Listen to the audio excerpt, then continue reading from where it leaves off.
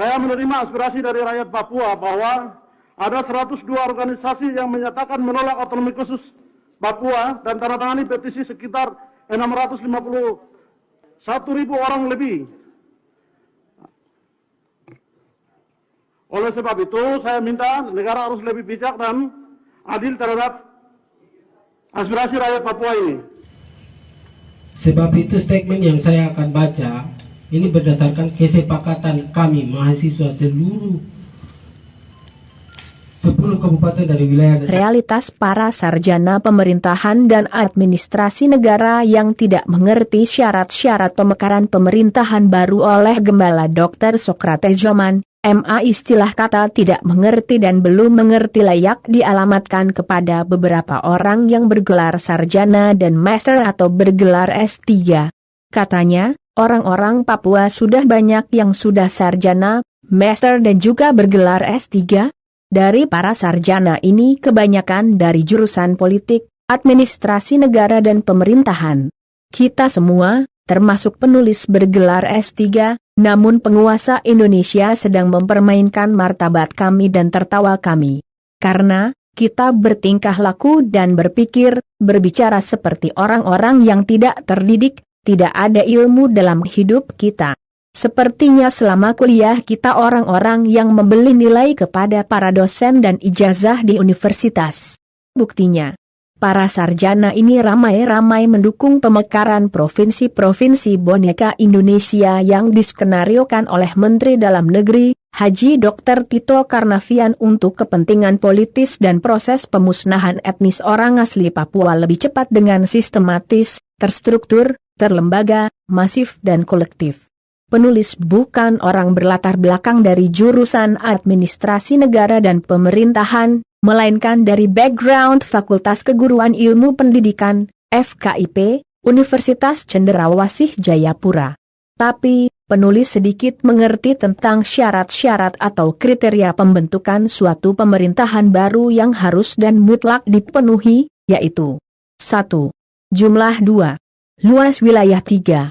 Sumber daya manusia 4. Sumber daya alam 5. Sumber daya paradoks dalam konteks Papua dari 5 syarat ini, maka perlu dijelaskan sebagai berikut. 1. Jumlah penduduk 2 provinsi Papua dan Papua Barat hanya 4.392.025 jiwa. Sangat lucu dan aneh serta sangat tidak rasional penduduk 4 juga jiwa dibutuhkan 6 provinsi di tanah Papua. Sedangkan jumlah penduduk, Jawa Barat 46.497.175 jiwa, Jawa Tengah 35.557.248 jiwa, Jawa Timur 38.828.061, tetapi tidak ada pemekaran provinsi-provinsi baru. Apakah layak 4 juta penduduk membutuh 6 provinsi di tanah Papua? 2. Luas wilayah. Untuk luas wilayah masuk akal karena Papua wilayah luas dan sangat kaya. 3. Sumber daya manusia. Sumber daya manusia juga menjadi tantangan tersendiri yang perlu menjadi perhatian yang sangat serius. 4. Sumber daya alam. Ya, sudah tidak menjadi masalah. Tidak perlu dijelaskan. 5. Sumber dana. Masalah besar ialah dari mana dana besar untuk membiayai pemekaran provinsi-provinsi baru di Papua? Indonesia sedang sakit parah dengan utang Indonesia kepada bangsa-bangsa asing sebagai berikut. 5.1. Utang Indonesia tahun 2020. Posisi utang Indonesia per Juli 2020 telah menyentuh Rp 5.434,86 triliun. Utang tersebut terdiri dari SBN Rp 4.596,6 triliun, pinjaman Rp 10,53 triliun, dan ULN Rp 828,07 triliun. Rasio utang terhadap PDB telah naik menjadi 34,53% dari sebelumnya 33,63% pada Juli 2020. 5.2. Utang Indonesia tahun 2021. Pemerintah menargetkan utang baru pada tahun 2021 sebesar Rp 1.177,4 triliun. Sebagian besar utang tersebut didapat melalui penerbitan SBN sebesar Rp 1.207,3 triliun. Pemekaran provinsi dan kabupaten itu operasi militer dan operasi transmigrasi atas nama pembangunan untuk pemusnahan penduduk asli Papua dengan sistematis, terstruktur, terlembaga, masif dan kolektif. Kalau alasan kesejahteraan, tetapi fakta di depan mata kita bahwa penduduk di Jawa dan Jakarta lebih banyak miskin dan tidur di bawah kolong jembatan dan banyak pengemis hidup tanpa tanah dan juga tanpa harapan. Dalam buku berjudul, Pintu Menuju Papua Merdeka, Yoman 2000, hal 78-86, diungkap dokumen sangat rahasia dari Departemen Dalam Negeri, Dirjen Kesbang dan Linmas untuk pemekaran Provinsi Papua. Dalam buku berjudul, Pemusnahan Etnis Melanesia, Memecah Kebisuan Sejarah Kekerasan di Papua Barat, Yoman 2007, pada bab 5 dibongkar dokumen rahasia negara untuk pemekaran provinsi-provinsi di tanah Papua.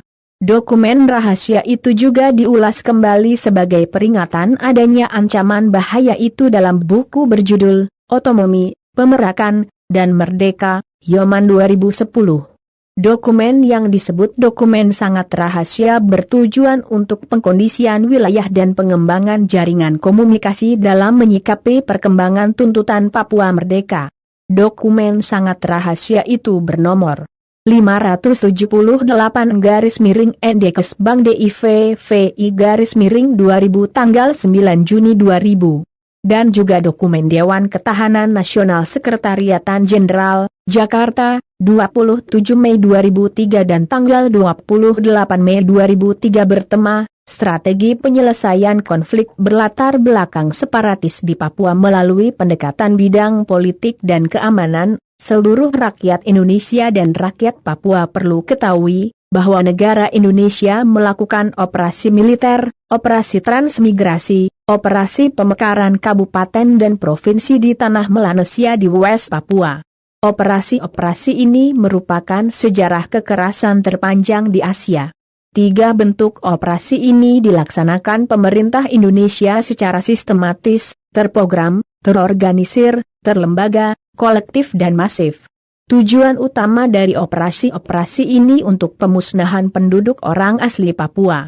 Herman Wayoyi pernah menyatakan, pemerintah Indonesia hanya berupaya menguasai daerah ini, kemudian merencanakan pemusnahan etnis Melanesia dan menggantinya dengan etnis Melayu dari Indonesia. Hal ini terbukti dengan mendatangkan transmigrasi dari luar daerah dalam jumlah ribuan untuk mendiami lembah-lembah yang subur di tanah Papua. 2 macam operasi yaitu operasi militer dan operasi transmigrasi menunjukkan indikasi yang tidak diragukan lagi dari maksud dan tujuan untuk menghilangkan ras Melanesia di tanah ini. Sumber, pemusnahan etnis Melanesia, memecah kebisuan sejarah kekerasan di Papua Barat, Yoman 2007, hal 143. Dikutip dari makalah Tanah Papua, Irian Jaya, masih dalam status tanah jajahan, mengungkap hati nurani rakyat Tanah Papua, Bandar Numbai, medio Februari 1999. Akhir dari tulisan pendek ini, penulis memberikan pertanyaan kepada para sarjana yang berjuang untuk pemekaran provinsi-provinsi baru di Tanah Papua 1. Apakah layak dan memenuhi syarat 6 provinsi hanya untuk 4 juta penduduk di Papua dan Papua Barat 2? Apakah Anda semua ditugaskan oleh negara untuk mendukung dan mempercepat pemusnahan etnis orang asli Papua yang tersisa hanya 4 juta ini? 3. Bagaimana masa depan anak cucu Anda kalau tanah ini dikuasai oleh orang-orang Melayu dalam 6 provinsi-provinsi baru yang Anda perjuangkan? Sebenarnya, Anda semua tidak sadar, Anda sedang mendukung dan memperkuat operasi militer dan operasi transmigrasi untuk pemusnahan penduduk asli Papua. Doa dan harapan penulis supaya tulisan singkat ini berguna. Wah. Tuhan memberkati. Ita Wahub Purom, 5 Februari 2021. Sumber berita, Dr. Sokrates Sofian Yoman. MA penulis, Presiden Persekutuan Gereja-Gereja Baptis West Papua. Anggota 1. Dewan Gereja Papua, WPCC, 2. Konferensi Gereja-Gereja Pasifik, PCC, 3. Aliansi Baptis Dunia, BWA. Melaporkan.